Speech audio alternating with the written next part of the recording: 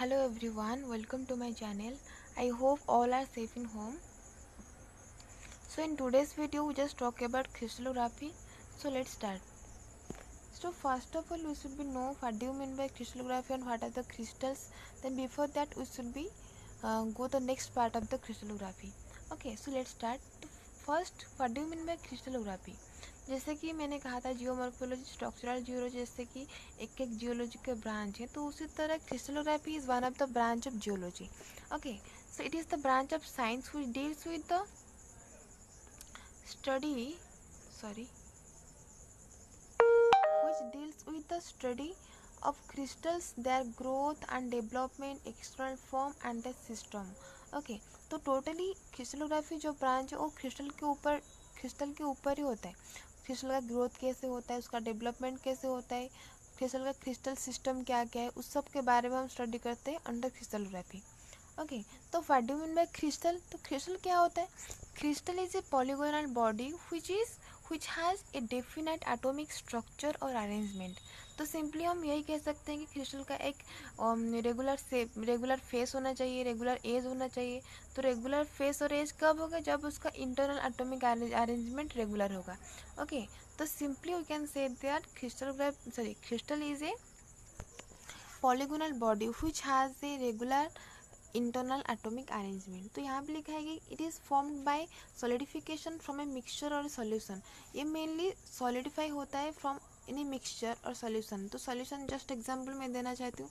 आप NaCl का solution लो, ठीक है, तो जब से आप हीट दोगे, टेम्परेचर इंक्रीज करोगे, तो उससे आपको क्या मिलेगा? जो वाटर होता है, तो वाटर इवापोरेट हो जाएगा जो सॉल्वेंट होता है, बट सॉल्यूट में आपको क्या मिलेगा? सॉल्ट मिलेगा जो क्रिस्टलाइज फॉर्म में होगा. तो salt is one of the crystals. ठीक है, तो जो भी प्रोसेस में हमारा क्रिस्टल्स बनता है तो उसी प्रोसेस को हम कहते हैं क्रिस्टलाइजेशन. तो रिमेंबर इट. ओके, तो the literal meaning of crystals mainly congealed by cold. Congealed means mainly hard object को हम कहते हैं कॉन्गिल्ड. ओके, तो क्रिस्टल्स मीन्स मेनली एक सॉलिड बॉडी को ही इंडिकेट करता है. तो इट इज़ नेचुरल फॉर्म होता है, जैसे कि मिनरल्स होता है, रॉक होता है, तो क्रिस्टल भी नेचुरली फॉर्म होते हैं. तो यहाँ पे मैंने एक आरो मार्क देकर कुछ लिखा हुआ है. तो व्हाट डू मीन दिस? तो फर्स्ट ऑफ ऑल मैंने लिखा है एटम एंड मॉलिक्यूल्स, देन उसके बाद आरो मार्क देकर लिखा है crystal, then minerals and then rock. Okay, so it means that सबसे पहले हमारा स्टार्ट होता है atom and molecules. Atom and molecules हमारा बेस होता है, उसी से ही जो भी फॉर्म होता है उससे ही फॉर्म होते हैं. तो कुछ एटम एंड मॉलिक्यूल्स हमारा कंबाइन होकर हमारा फॉर्म करते हैं क्रिस्टल्स. ओके, तो क्रिस्टल फॉर्म हो गया. तो कुछ क्रिस्टल्स हमारा कंबाइन होकर फॉर्म करते हैं मिनरल्स. ओके, तो मिनरल फॉर्म हो गया. तो जो जो जब बहुत सारे मिनरल्स हमारा कंबाइन हो जाते हैं तो वो फॉर्म करते हैं रॉक. तो सब सारे तो नेचुरली फॉर्म होते हैं, तो सारे तो कंबाइन होकर फॉर्म हो जाते हैं. तो उनके बीच में डिफरेंस क्या होता है? डिफरेंस यही होता है कि जो रॉक हम जो जो हमारा रॉक होता है तो वो मेनली इनहोमोजेनियस नेचर का होता है. That means different different minerals हमारा कंबाइन होकर रॉक फॉर्म करते हैं.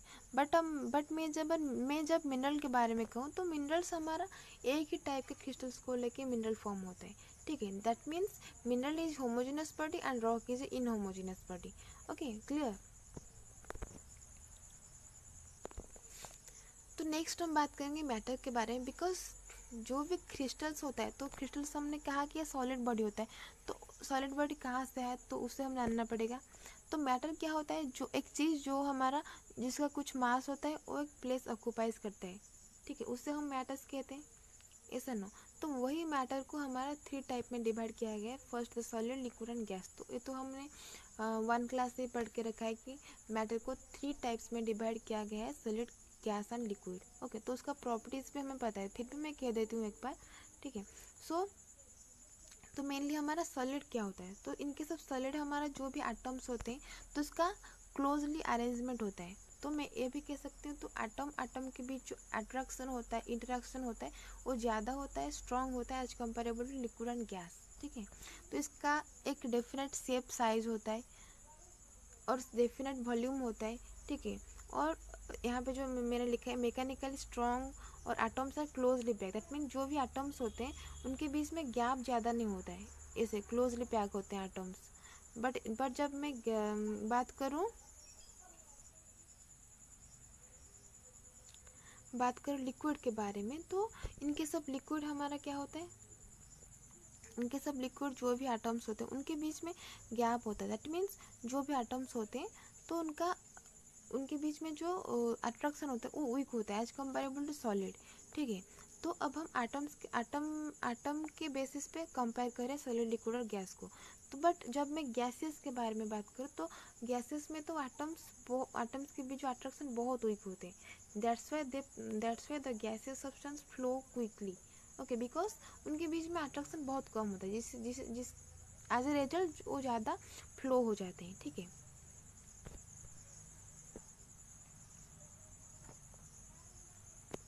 देन आया हमारा लिक्विड के केस में हमारा क्या होता है, वॉल्यूम फिक्स होता है बट उसका शेप साइज वैरी करता है container to container. Okay, so next आता है हमारा गैस में तो मैंने कहा जो एटम एंड मॉलिक्यूल्स होते हैं वो वेरी लूजली बाउंड होते हैं। Okay, comparable to solid and liquid, और वेरी वीक अट्रैक्शन फोर्स होता है among them. Then highly compressible, उसे हम इजीली कंप्रेस कर सकते हैं बट सॉलिड को हम इजीली कंप्रेस नहीं कर सकते। ओके, सो इसका ना डेफिनेट शेप साइज और वॉल्यूम कुछ भी नहीं होता है, इसका डेफिनेट शेप साइज वॉल्यूम कुछ भी नहीं होता है। ठीक है, सो ये हमारा हो गया मैटर क्या क्या होता है, solid, liquid and gaseous. Clear. Then secondly हमारा आता है डायग्राम। देखो डायग्राम में हम इजीली समझ सकते हैं, तो just example these blue circles are indicate a atoms. Okay, तो in case of solid they have a definite shape. Okay, they are fix, their shape size and their volume are fix, but in case of liquid their volume are fix but their जो भी हमारा shape size होता है वो fix नहीं है, वो container के ऊपर डिपेंड करता है, कंटेनर से कंटेनर डिपेंड करता है हमारा लिक्विड का volume and sorry shape and size. Okay, ठीक है, तो यहाँ पे जो लिक्विड का एटम है तो वो कंटेनर्स के ऊपर डिपेंड करता है उसका शेप एंड साइज। ओके, और गैसेस के जो बीच जो एटम रहता है तो उसके अंदर जो भी अट्रैक्शन फोर्स होता है वो बहुत कम होता है as comparable to solid and liquid.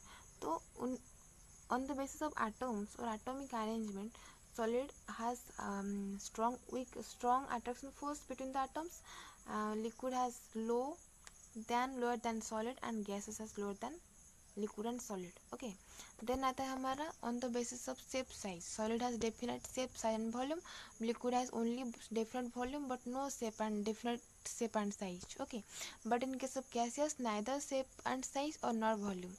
ठीक है, so ये हो गया हमारा मैटर क्या होता है। तो नेक्स्ट आता है हमारा सॉलिड को कितने टाइप में डिवाइड किया गया है। ठीक है, तो इनके सब solids they are divided into mainly two types. First is the crystalline and second is the amorphous. तो they are the atomic arrangement of crystalline and amorphous solid. तो they are the example. The first we should be know what is the difference between the crystalline and amorphous solid. So on the basis of shape, in case of crystalline solid, definite characteristics, geometrical shape or irregular shape. So it means that crystalline solids have definite geometric shape, but in case of amorphous solid they does not have any definite geometrical shape. Okay, तो यहाँ पे हम देखते हैं, तो यहाँ पे देखो जो भी एटॉमिक अरेंजमेंट है इनके सब crystalline solid and amorphous solid, तो उसमें डिफरेंस हमें क्या लगता है कि जो भी एटम्स यहाँ पे रखा गया है तो उसका अरेंजमेंट एक सीक्वेंस और रेगुलर पैटर्न में हुआ है, but in case of amorphous solid there is no regularities, they just randomly oriented. ठीक है, so that is the difference in between that. In case of crystalline solid the atomic arrangements are regular, but in case of amorphous the atomic arrangement are irregular. So as a result, when the atomic arrangement are regular then the geometric arrangement are regular, and when the atomic arrangement are irregular then the geometric arrangement are irregular, because we already told that the external shape of the body depends upon the internal atomic structures. अगर हमारा internal atomic structures regular होगा, उसका arrangement regular होगा, then हमारा external arrangement और geometrical form हमारा regular होगा। But अगर रेगुलर नहीं होगा इंटरनल एटॉमिक अरेंजमेंट, देन हमारा ज्योमेट्रिकल शेप और ज्योमेट्रिकल शेप हमारा इरेगुलर होगा। ठीक है, ये पॉइंट समझ में आ गया। देन सेकंड पॉइंट हमारा आता है मेल्टिंग पॉइंट। तो मेल्टिंग पॉइंट क्या होता है? तो melting point mainly refers to, मैंने कहा था कि एटम्स के बीच में जो भी मॉलिक्यूलर बॉन्डिंग्स होता है, इंटरमॉलिक्यूलर बॉन्डिंग्स, उसी के द्वारा जो एटम्स ईच अदर को होल्ड करके रखते हैं। ठीक है, दैट मीन्स देखो यहाँ पे जो भी यहाँ पे क्या हो रहा है, एटम्स एटम बहुत क्लोजली है, उनके बीच में जो गैप बहुत कम है। ओके, बट इनके बीच में गैप थोड़ा ज़्यादा है। तो दैट मीन्स हम अगर इंटरमोलिकुलर फोर्स के बेसिस में कहें तो the intermolecular force is maximum in case of crystalline and intermolecular force is minimum in case of amorphous or weak in case of amorphous, we can say that. Okay, here the intermolecular force is strong and here the intermolecular force is weak.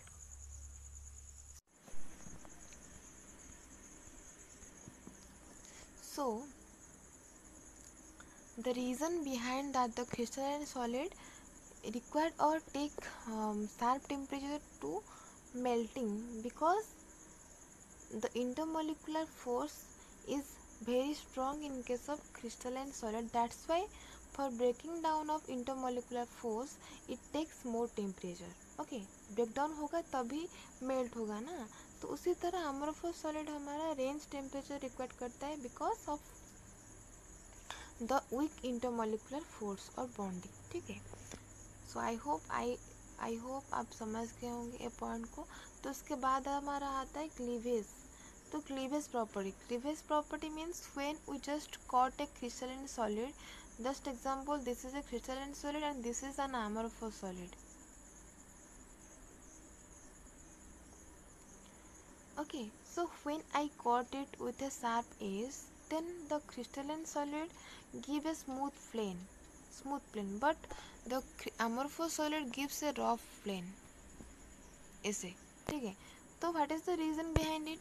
Because हमने पहले भी पढ़ा था कि the internal atomic arrangement of a crystalline solid is regular and in case of amorphous solid it is irregular. तो diagram को चलो, तो यहाँ पे देखो, तो मैंने जब कट किया तो आपको दिखाई दे रहा होगा it gives a regular plane, but यहाँ पे अगर मैं कट करूँगी तो it gives a irregular plane because the internal atomic arrangement of amorphous solid is irregular. Okay, that is the only reason it gives clean cleavage and it gives rough cleavage. Okay, then heat of fusion. It has a definite heat of fusion and it has a indefinite, or they do not have possess any definite heat of fusion. The second आता है हमारा anisotropic nature. तो it is a very important point, तो आपको ये अच्छी तरह से समझना होगा। तो what do you mean by anisotropic and isotropic? तो मैं पहले आपको बता देती हूँ। अनाइसोट्रोपिक मीन्स हमारा जो भी फिजिकल प्रॉपर्टी, मैकेनिकल प्रॉपर्टी होता है एक ऑब्जेक्ट का और एक सॉलिड का, जैसे कि हमारा रिफ्रैक्टिव इंडेक्स हो, thermal conductivity, resistivity, electrical conductivity, heat conductivity. Okay, तो ये सारे प्रॉपर्टीज़ अगर एक बॉडी में हमारा बॉडी के डिफरेंट पार्ट में डिफरेंट वैल्यू देता है तो उसे हम कहते हैं anisotropic in nature. That means they possess different property in different direction. जैसे कि जस्ट एग्जांपल, मैंने ये वाला बॉडी लिया, अगर मैं विच एक्सिस, दिस इज, हाँ, जेड एक्सिस के अलग में गई तो मुझे कुछ अलग वैल्यू मिला। अगर मैं एक्स एक्सिस के अलग में गई मुझे कुछ अलग वैल्यू मिला। अगर मैं वाई एक्सिस के अलग में गई मुझे कुछ अलग वैल्यू मिला। Okay, that means it possess different value of different properties in different direction. That is known as anisotropic, that is known as anisotropic in nature. But isotropic, it is the reverse of anisotropic nature. That means it possesses same property in all the direction. जो भी मैंने diagram में मैंने कहा था कि x Y Z मैंने 3 direction लिया था। ओके, तो isotropic nature means the body possess same property in all the direction, that is isotropic in nature. तो एक ऐसा क्यों होता है? क्रिस्टलाइन सॉलिड के केस में हमारा अनाइसोट्रोपिक नेचर क्यों होता है? आइसोट्रोपिक सॉलिड के केस में हमारा amorphous सॉलिड के केस में हमारा आइसोट्रोपिक नेचर क्यों होता है? तो सारे चीज़ का आंसर हमारा उसी डायग्राम में ही है। तो यहाँ पे क्रिस्टलाइन सॉलिड में आपने देखा है कि जो भी एटम्स होता है उसका अरेंजमेंट हमारा रेगुलर होता है। They are regularly distributed. Okay, regularly distributed. दिखाई दे रहे हैं। But in case amorphous they are randomly distributed, जहाँ भी देखो रैंडमली, जहाँ भी यहाँ पे रैंडमली डिस्ट्रीब्यूटेड, यहाँ पे रैंडमली डिस्ट्रीब्यूटेड। ओके, तो बट अगर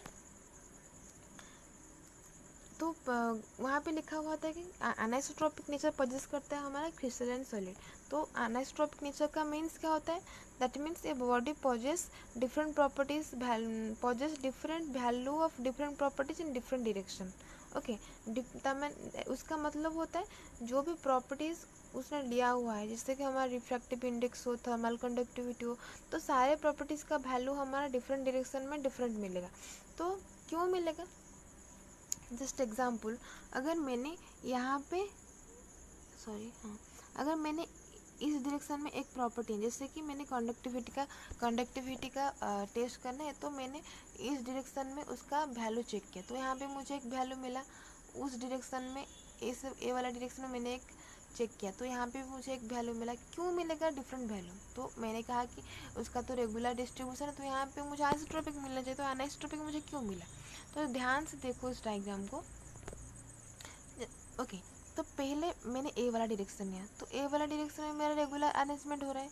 बट अगर मैंने ए वाला डायरेक्शन लिया, डायग्राम को देखो अच्छी तरह से, फर्स्ट मैंने लिया था पहले वाला, वो तो रेगुलर था।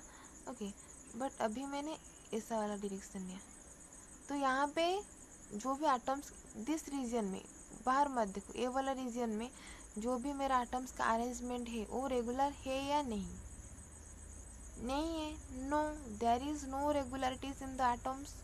ओके, तो अगर एटम्स में रेगुलरिटीज नहीं है, तो यहाँ पे वैल्यू वैरी करेगा, यस और नॉट, वैरी करेगा।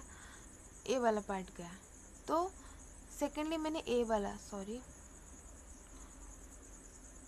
अभी ए वाला पार्ट मैंने लिया,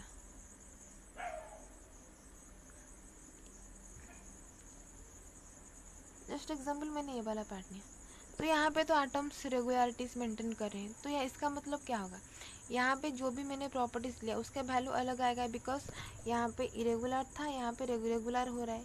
ओके, क्रिस्टलाइन का ख़त्म हो गया, तो अभी हम अमोर्फस का चेक करेंगे। ठीक है, अगर आप अमोर्फस के जो भी डायरेक्शन से आप लो, जो भी प्रॉपर्टीज, वो सेम आएगा, बिकॉज आप कहीं से भी देखो, मैंने दो जगह पे लिया है, तो ए वाला पार्ट में हमारा एटम्स रैंडमली मोशन कर रहे हैं, ए वाला पार्ट में हमारा एटम्स रैंडमनेस मेंटेन कर रहे हैं। ओके, तो इसका मतलब क्या है, आप अमोर्फस सॉलिड में जो भी पार्ट को जाएंगे वहाँ पे हमारा एटम्स रैंडमली रहेंगे, उसमें कोई भी चेंजेस नहीं होगा।